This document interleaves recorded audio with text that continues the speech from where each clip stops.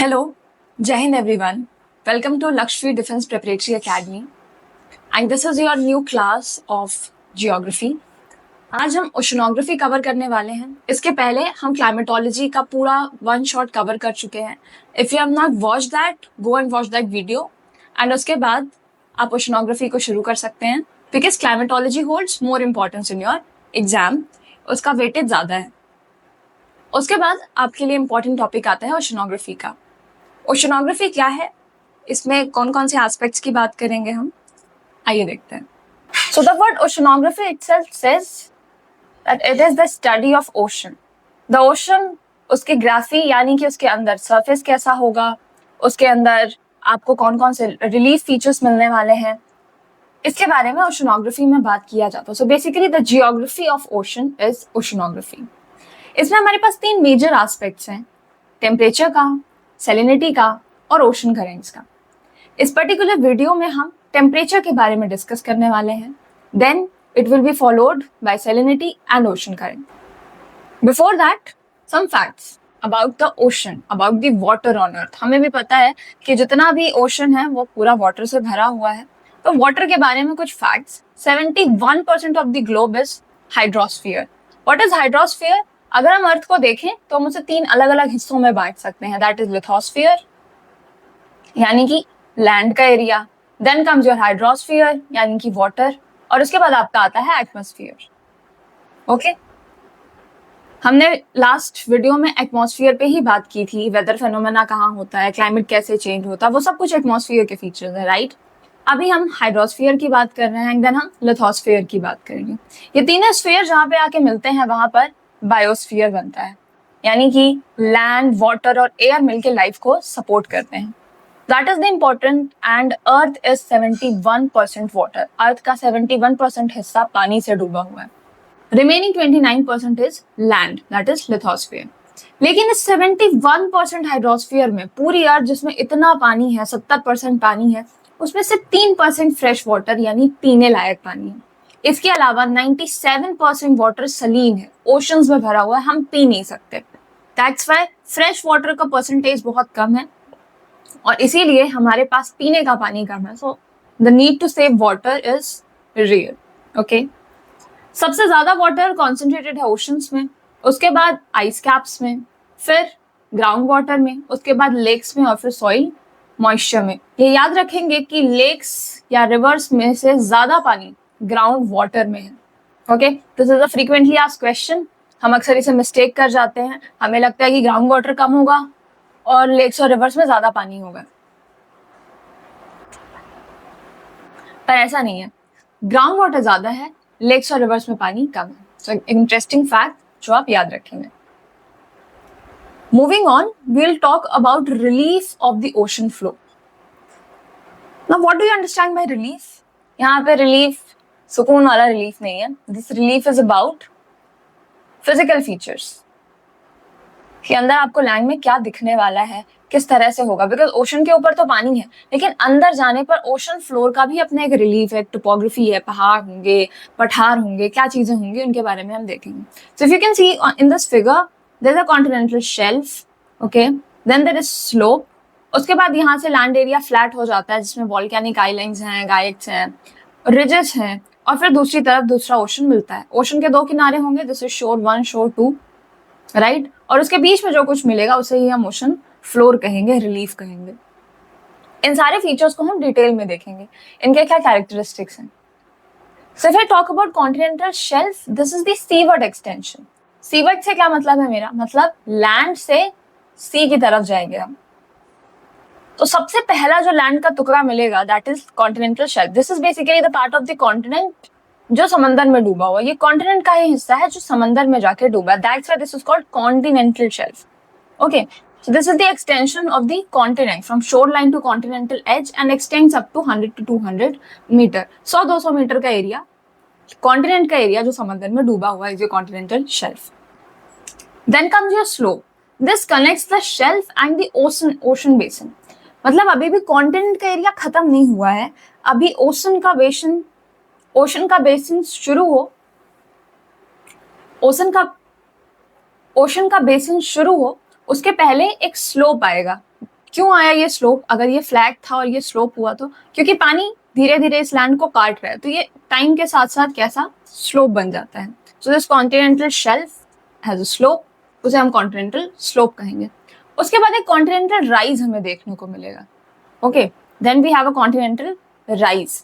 This is the depositional region. Depositional region है जहाँ पे थिक कॉन्टिनेंटल मटेरियल आके सारा एक्यूमुलेट हो जाता है, और यही स्लोप जब फ्लैट होता है तो एबिसल प्लेन बना लेता है. ये सारा सीक्वेंस में चलेगा, ये आप याद रखेंगे. ओके, शेल्फ, फिर स्लोप, उसके बाद कॉन्टिनेंटल राइज, फिर प्लेन और ओशनिक डीप. ऐसा नहीं है कि कुछ आगे या पीछे होगा.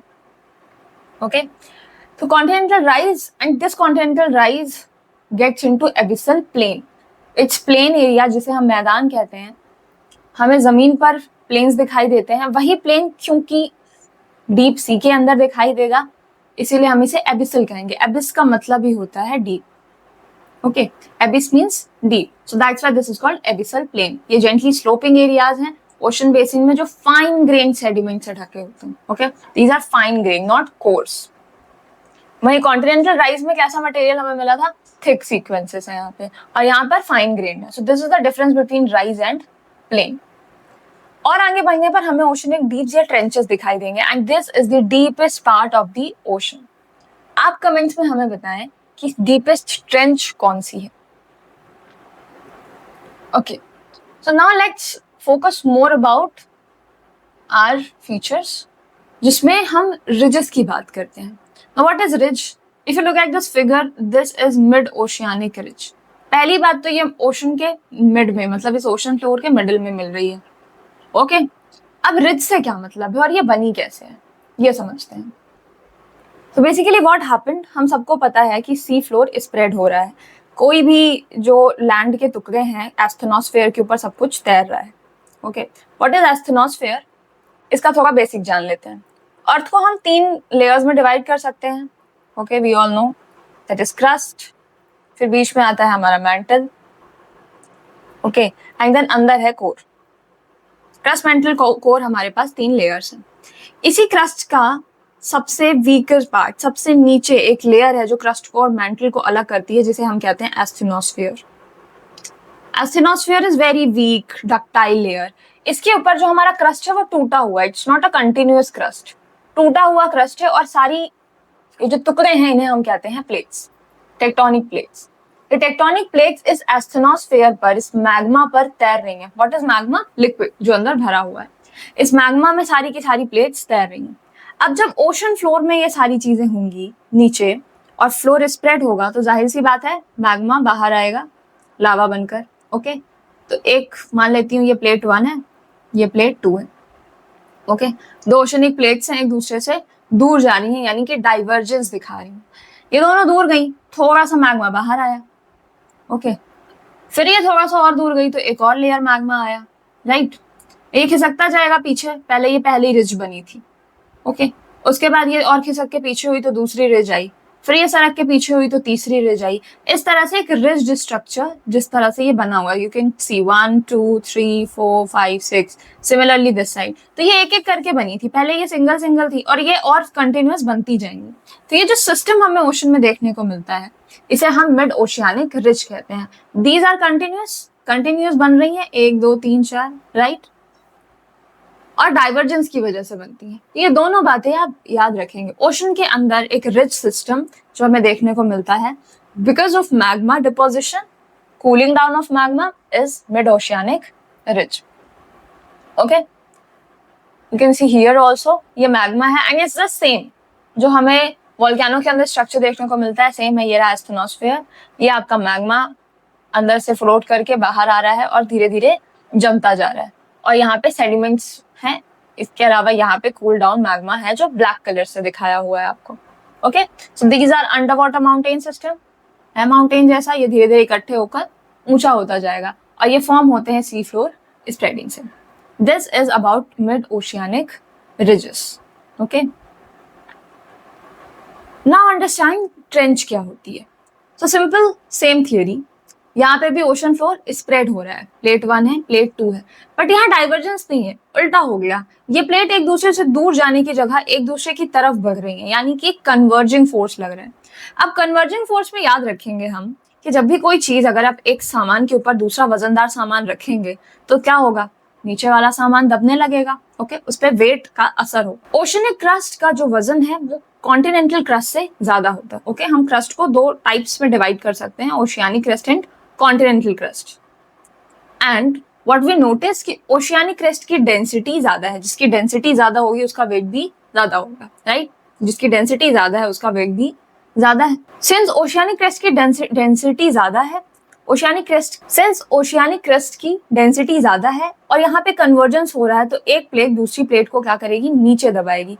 और जैसे जैसे ये नीचे दबेगी, यहाँ पर ट्रेंच यानी कि गड्ढा क्रिएट होगा, खाई क्रिएट होगी। ओके, इसकी वजह से यहाँ पे खाई क्रिएट होगी और एक बहुत गहरी खाई बन जाएगी। एक प्लेट जो पूरी तरह से सबडक्ट होकर नीचे चली गई, इस तरह से ये पूरा एक गहरी खाई बन जाएगी, जिसे हम ट्रेंच कहेंगे। तो सिंपल, ट्रेंच का फॉर्मेशन कैसे हुआ है, एक प्लेट, दोनों में से कोई एक प्लेट सबडक्ट हो रही है, नीचे जा रही है।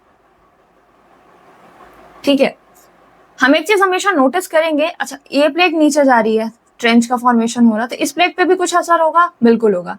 ये प्लेट फोल्ड होगी, फोल्ड होके माउंटेन्स बना लेगी। ओके, तो आप एक चीज याद रख सकते हैं कि जहां पे भी फोल्ड माउंटेन होगा उसके पैरेलल में हमेशा ट्रेंच होगी। फिर सवाल आता है कि हिमालयाज भी तो हैं, वुडन माउंटेन्स हैं, क्यों नहीं है इनके पास कोई ट्रेंच? बिकॉज यहाँ पे कॉन्टिनेंट प्लेट्स आकर टकरा रही हैं। जब कॉन्टिनेंट की प्लेट ही टकराएगी तो वो लैंड ही बनकर रह जाएगी, बिकॉज इसकी डेंसिटी इतनी ज्यादा नहीं कि ये नीचे धंस जाए, डूब जाए, ऐसा नहीं होगा। बट ओशनिक क्रस्ट के साथ ऐसा नहीं है, ये बहुत हैवी है अपने खुद के वेट से, और उसके बाद यहाँ लग रहा है फोर्स से, ये बहुत ज्यादा नीचे जाके गहरे स्ट्रक्चर्स बना लेती है। इसीलिए हमें ये फीचर कॉन्टिनेंट में देखने को नहीं मिलता। आपको कॉन्टिनेंट्स में प्लेट्स के पास ट्रेंच देखने को नहीं मिलेगी, बट ओशन में देखने को जरूर मिलेगी। आप ये चीजें और बेहतर समझेंगे जब हम जियोमॉर्फोलॉजी में प्लेट टेक्टोनिक्स को डिस्कस करेंगे। ओके, तो याद रखेंगे फोल्ड माउंटेन का सिस्टम कहाँ मिलेगा, जहाँ पे एक ओशनिक क्रस्ट और ओशनिक क्रस्ट हो। मतलब इस प्लेट पर, ओशन के अंदर भी आपको यहाँ पे एक माउंटेन दिखेगा, यहाँ पे ट्रेंच बन जाएगी। ओके, एंड या फिर दूसरा हो सकता है केस कि इधर एक ओशियानिक क्रस्ट हो और दूसरी तरफ एक कॉन्टिनेंटल क्रस्ट हो, और जो ओशियानिक क्रस्ट होगा, अगर ये कॉन्टिनेंटल क्रस्ट है, ये ओशियानिक है, तो कौन सा नीचे जाएगा? ऑफकोर्स ये वाला नीचे जाएगा, ये सबडक्ट होगी क्योंकि इसका वेट ज्यादा है। ठीक है, तो ये छोटी सी बात हमें ध्यान में रखनी है समझने के लिए। This is our important concept. Now let's move on to temperature. ये थोड़ा सा हमने रिलीफ फीचर्स का आइडिया ले लिया, और भी फीचर्स हैं जिनके बारे में हम साइमल्टेनियसली बात करते जाएंगे, but let's understand about temperature first. Ocean को टेम्परेचर किस तरह से अफेक्ट करता है? टेम्परेचर के बारे में हम काफी बात क्लाइमेटोलॉजी में ऑलरेडी कर चुके हैं। तो पहली बात तो आई होप आपको याद होगी, हमने बात की थी कि टेम्परेचर हमेशा हाई टू लो मूव करेगा, है ना। हीट हमेशा हाई टू लो मूव करेगी। What is temperature? Temperature is measurement of this heat. ये कितनी है इस बारे में बताता है। मतलब कोई भी चीज अगर वो गर्म है तो वो अंत में ठंडी होना चाहेगी। ओके, बिकॉज हीट फ्लो करेगी बाहर की तरफ। अब ओशन में ये चीज कैसे काम करती है ये समझते हैं। इन ओशन, सबसे पहली बात तो ओशन में टेम्परेचर आएगा कहाँ से, ये कैसे हीट होगा? अब ओशन के अंदर तो कोई फायर का सिस्टम नहीं है, so of course sun is the ultimate source of energy. हर चीज को सन ही हीट कर रहा है, अर्थ को भी सन हीट कर रहा है। ओके, तो सन से आने वाली धूप है हमारा insolation, that is incoming solar radiation. Atmosphere को क्रॉस करके ये कहाँ पहुंचेगा? लैंड पे पहुंचेगा। लैंड को हीट करेगा तो ओशन को भी हीट करेगा। सिंस ओशन लेयर्स में है, पानी के डिफरेंट लेयर्स हैं, मल्टीपल लेयर्स हैं, तो ओशन को एक साथ वन गो में हीट नहीं किया जा सकता। ऑल्सो वाटर कन्वेक्शन से हीट होता है। मतलब एक लेयर जब वार्म हो जाएगी तो ये नीचे चली जाएगी और कूलर लेयर ऊपर आएगी, फिर ये हीट रिसीव करेगी, फिर नीचे जाएगी। सिमिलरली जैसा हमने एयर के साथ पढ़ा। तो यहाँ पर इंसुलेशन आया, ओशन गर्म हुआ, इसीलिए टॉप से बॉटम टेम्परेचर कैसा होता जाएगा? ठंडा होता जाएगा, बिकॉज ऊपर की लेयर को हीट लग रही है ना, और नीचे सन पूरी तरह से पेनिट्रेट करके पहुंच नहीं पा रहा, तो ऊपर गर्मी है, नीचे ठंडी है। यस, इस फेनोमेना से हम बिल्कुल कह सकते हैं कि temperature top to bottom drop करेगा, बिल्कुल करेगा। ओके, तो यहाँ पर क्या हो रहा है? धूप लग रही है, temperature top to bottom drop कर रहा है, ऊपर की जो टॉप लेयर है वो वार्म हो रही है, इसके अलावा एवेपोरेशन हो रहा है, एटमॉस्फेयर में वाटर एवेपोरेट होकर जा रहा है। ओके, इस वाटर के एवेपोरेशन से क्या क्या होता है ये सब हमें पता है, बट एक क्विक रिविजन कर लो, कमेंट में बताओ एवेपोरेशन से कौन कौन से फॉर्मेशन होते हैं, और वह यही वाटर जब ठंडा होकर कंडेंसेशन करता है तो क्या क्या बनाता है। Okay, now let's move on. So ocean कैसे हीट हुआ ये आपने देख लिया, इसे कौन कौन से फैक्टर्स अफेक्ट करेंगे। ओके, सबसे पहले लैटिट्यूड अफेक्ट करेगा। लैटिट्यूड का क्या मतलब है, अर्थ पे ये जो लाइंस रन कर रही हैं ये हमारे लैटिट्यूड्स हैं, हमने अर्थ को अलग अलग हिस्सों में बांटा हुआ है। तो 0 डिग्री, ओके 23.5 डिग्रीज, इस तरह से कर करके हमने बनाया हुआ है। हम सबको पता है 0 डिग्री पे इक्वेटर है, 90 डिग्रीज पे पोल है, और उसके बीच का जो एरिया है वो हमारा ट्रॉपिक है। सवाल ये है कि सबसे ज्यादा टेम्परेचर कहाँ पे होगा, तो हमें लगेगा इक्वेटर पे होगा क्योंकि सन की रेज डायरेक्टली कहाँ पे आ रही है, इक्वेटर पे, बट ऐसा नहीं है। ओके, सबसे ज्यादा टेम्परेचर कहाँ पे देखने को मिलता है, ट्रॉपिक्स पे। ऐसा क्यों है, क्योंकि सन पहली बात तो सीधी हीट नहीं आ रही, स्लांट रेज आती हैं। ओके, दूसरा रीजन क्या है, एवेपोरेशन की वजह से हमेशा इक्वेटर क्लाउड से ढका हुआ होता है। जब हमने क्लाउड्स के बारे में पढ़ा था तो हमें पता है, आप सभी को पता है कि क्लाउड्स पर डुअल इफेक्ट होता है, यानी कि हीटिंग और कूलिंग दोनों में मदद करते हैं। तो क्लाउड्स जब ऊपर से हीट आ रही है और पहले से यहाँ पे क्लाउड्स का फॉर्मेशन है तो ये हीट को रिफ्लेक्ट बैक कर देंगे, नीचे हीट नहीं पहुंचेगी, और नीचे से जो हीट आ रही है उसे भी ट्रैप कर लेंगे। तो नीचे पे ये हीटिंग इफेक्ट दे रहे हैं, ऊपर की तरफ पे ये कूलिंग इफेक्ट दे रहे हैं। ओके, तो इसीलिए इक्वेटर पे क्लाउड्स बनते हैं, प्रेसिपिटेशन होता है, और यहाँ का टेम्परेचर ट्रॉपिक से कम होगा। ट्रॉपिक पे आपको वहीं इसके उलट हाई प्रेशर देखने को मिलेगा। यहाँ पे लो प्रेशर का जोन नहीं है, यहाँ पे हाई प्रेशर का जोन है, इसीलिए एक ड्राई जोन है। ये तो हमने पढ़ लिया है कि जहाँ पे भी हाई प्रेशर होगा वहां पे एक ड्राई जोन क्रिएट होगा, बिकॉज हाई प्रेशर है मतलब हवा रेस नहीं करेगी, और हवा रेस नहीं करेगी तो लो प्रेशर नहीं बनेगा। ओके, हवा रेस कहाँ कर रही है, इक्वेटर से रेस कर रही है और पोल्स की तरफ जा रही है, तो इक्वेटर पे लो प्रेशर होता है और पोल्स पर हाई प्रेशर होता है। आई होप आप सबको वेस्टर्ली विंड वाला सिस्टम अभी अच्छे से याद होगा, और नहीं याद है तो जाके तुरंत रिवाइज करो। Okay, so this is about latitude. Latitude में याद रखेंगे सबसे ज्यादा टेम्परेचर आपको ट्रॉपिक में, फिर इक्वेटर में, और फिर पोल्स में। पोल्स तो ऑब्वियसली ठंडे हैं, साल भर यहाँ पे विंटर है, और यहाँ पे बर्फ जमी हुई है, तो यहाँ पे टेम्परेचर सबसे कम होगा। यहाँ पे जो ओशन होगा उसका टेम्परेचर सबसे कम होगा। ओके, दूसरा फैक्टर आता है हेमिस्फेयर का। तो नॉर्दर्न हेमिस्फेयर और सदर्न हेमिस्फेयर, दो हेमिस्फेयर से हमें अच्छी तरह से पता है, और नॉर्दर्न हेमिस्फेयर का टेम्परेचर ज्यादा है। ऐसा क्यों, हेमिस्फेयर तो दोनों तरफ से बराबर जाता है, जितने टाइम नॉर्दर्न हेमिस्फेयर में उतने टाइम सदर्न हेमिस्फेयर के पास भी आएगा, तो दोनों को ऑफ कोर्स अलग अलग टाइम पर बट हीट तो बराबर होना चाहिए, बट ऐसा नहीं है। नॉर्दर्न हेमिस्फेयर में हम ज्यादा हीट रजिस्टर करते हैं, मतलब यहाँ के ओशंस का टेम्परेचर ज्यादा है। वाई, बिकॉज यहाँ पे लैंड ज्यादा है। अगर आप मैप को ध्यान से देखेंगे तो आप नोटिस करेंगे कि नॉर्दर्न हेमिस्फेयर में लैंड ज्यादा है, southern hemisphere is comparatively landless. जितने भी आपके कॉन्टिनेंट्स हैं वो सब मोस्टली नॉर्थ में ज्यादा एरिया कवर करते हैं देन दी सदर्न पार्ट। और क्योंकि लैंड कैसा है, जल्दी गर्म होगा, पानी के मुकाबले लैंड जल्दी गर्म होता है, और जब लैंड जल्दी गर्म होगा और इसी के बगल से पानी फ्लो करेगा तो पानी को भी ये जल्दी से गर्म कर देगा, बिकॉज अपनी हीट तो रिलीज करेगा ना, ये पानी इसकी हीट को अपने साथ लेकर जाएगा। इसीलिए नॉर्दर्न हेमिस्फीयर के टेम्परेचर में हमें ज्यादा उछाल देखने को मिलता है, ज्यादा गर्मी देखने को मिलती है। तीसरा इंपॉर्टेंट फैक्टर है विंड। विंड भी टेम्परेचर को अफेक्ट करती है। कैसे, मान लेते हैं यहाँ पे दोबारा इंसोलेशन आया, ओके, और यहाँ पे ये ट्रेड विंड्स हमारी ईस्टर्लीज बह रही हैं, ईस्ट टू वेस्ट। जब ये ईस्ट टू वेस्ट गई तो इस कोस्ट पे इस तरफ टेम्परेचर लेके गई, अब इधर सन आया, इधर हीट हो रही है वाटर पे, और हवा इस तरफ चल रही है, तो पानी को, जो गर्म पानी था, यहाँ पे पानी जो हीट हुआ उसे बहाकर इस तरफ ले गई, तो यहाँ पे पानी ठंडा हुआ, ऊपर आएगा ठंडा पानी, बिकॉज वार्म वाटर क्या कर गया, वार्म वाटर मूव कर गया है आगे, और यहाँ पे ये ऊपर ठंडा पानी आ गया। इसी प्रोसेस को हम अपवेलिंग भी कहते हैं। नीचे का कोल्ड वाटर जब ऊपर आता है वार्म वाटर की जगह पर, तो हम इसे कहते हैं upwelling of the ocean water, और ये विंड की वजह से होती है। विंड आपके वाटर अपवेलिंग में मदद करती है। इसका फायदा क्या है, फायदा ये है कि नीचे होते हैं न्यूट्रिएंट्स, नीचे ओशन सरफेस से, ओशन के बेसिन में जो भी न्यूट्रिएंट रिच वाटर होता है उसे ये ऊपर लेकर आती हैं, और जो ऊपर फिशेस हैं, फाइटोप्लैंक्टन्स हैं, उन सबको लाइफ सपोर्ट करने में ज्यादा मदद करती है। So that's upwelling is a very important phenomena in your ocean, जो टेम्परेचर की वजह से अफेक्ट होता है और इसे विंड अफेक्ट करती है। ओके तो टेम्परेचर भी अकेले काम नहीं कर रहा, टेम्परेचर को 3 चीजें अफेक्ट करेंगी, जो कि आपका लैटिट्यूड है, आपका हेमिस्फेयर है और आपकी विंड है। Okay this is called horizontal distribution of temperature. Horizontal मतलब सरफेस पर, ऊपर की तरफ आपके पानी में किस तरह के पैटर्न्स दिखाई देंगे। Okay now let's talk about vertical distribution of water. Vertical से क्या मतलब है, अभी तो हॉरिजॉन्टल बात कर रहे थे, ऊपर सन की हीट पड़ी, अंदर क्या हो रहा है, अंदर किस तरह से पानी इफेक्ट होगा, वर्टिकल डिस्ट्रीब्यूशन कैसा होगा। तो टेम्परेचर ड्रॉप करेगा जैसे जैसे डेप्थ बढ़ेगी। ऐसा क्यों हुआ है ये हमने अभी अभी देखा है। ओके इसके बारे में देखते हैं। सबसे ऊपर है हमारी टॉप लेयर। ओके मतलब कुछ 0 से 500 मीटर तक की जो जगह है उसे हम कहेंगे is your top layer.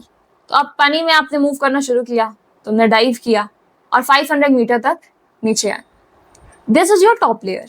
Temperature drop करेगा, बिल्कुल करेगा, यू कैन सी टेम्परेचर यहाँ पे ऑलमोस्ट कांस्टेंट है और धीरे धीरे ड्रॉप करना शुरू करता है। लेकिन यहाँ पर अचानक से आपको एक शार्प ड्रॉप देखने को मिलता है। ओके ये टेम्परेचर यहाँ पे 24 था, यहाँ पे बिल्कुल 20 हो गया, ये बिल्कुल से 16, फिर 12, 8 और इतने में केवल 500 मीटर 500 ही मीटर्स आपने मूव किया है, राइट 500 से 1000 आए हो और टेम्परेचर में इतना ड्रॉप देखने को मिल रहा है, ऑलमोस्ट 20 डिग्रीज का ड्रॉप है।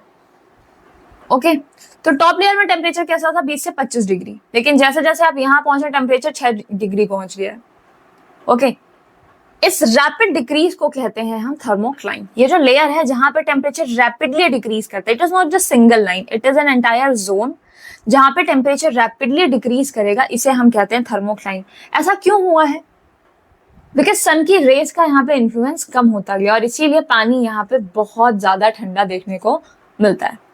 टॉप लेयर ट्रॉपिकल रीजन में पूरे साल देखी जा सकती है, क्योंकि अभी हमने देखा ट्रॉपिकल रीजन में सन प्रोमिनेंट है, हमें ट्रॉपिक रीजन में टेम्परेचर भी ज्यादा दिखाई देगा, इसीलिए टॉप लेयर यहाँ पे वार्म होती है ऑलमोस्ट सारे साल। लेकिन जो मिड लैटिट्यूड्स है, ओके लैटिट्यूड में भी जो मिड लैटिट्यूड्स का एरिया है, यानी कि हमारे मिड लैटिट्यूड्स का एरिया, यानी कि 30 डिग्री और 60 डिग्री के बीच का, 30 degree north and 60 degree north and 30 degree south and 60 degree south के बीच का जो एरिया है, these are your mid latitudes. इसके बाद 60 to 90 या पोल्स की तरफ मूव करते हैं। इस मिड लैटिट्यूड के एरिया में हमें केवल समर्स में ऊपर वार्म लेयर देखने को मिलती है, अदरवाइज नहीं मिलती है। ऊपर की लेयर देखने को मिलती है, अदरवाइज नहीं मिलती है। Okay now comes the third layer. This is very cold and it extends up to deep ocean floor. यहाँ पर आपको एक रैपिड डिक्लाइन दिखेगा और उसके बाद टेम्परेचर ड्रॉप करता ही जाएगा। यहाँ पे भी आप एक कांस्टेंट टेम्परेचर ड्रॉप देख सकते हैं। So somehow constant here, but ये एक लेयर है जहाँ पे आपको रैपिड डिक्लाइन देखने को मिलेगा और यही लेयर आपकी कहलाती है थर्मोक्लाइन। अगर हम टेम्परेचर के बेसिस पे बात करें 3 मेजर ओशंस की, तो अटलांटिक ओशन कोल्डेस्ट है एंड इट्स ऑब्वियस, अटलांटिक सबसे ठंडा क्यों होगा, if not you have to see the map. उसके बाद आता है पैसिफिक। पैसिफिक का टेम्परेचर मिक्स्ड है, इसमें हमें ठंडा भी देखने को मिलता है और गर्म भी, एक कांस्टेंट टेम्परेचर मेंटेन होता है पैसिफिक में। वार्मेस्ट है हमारा इंडियन ओशन।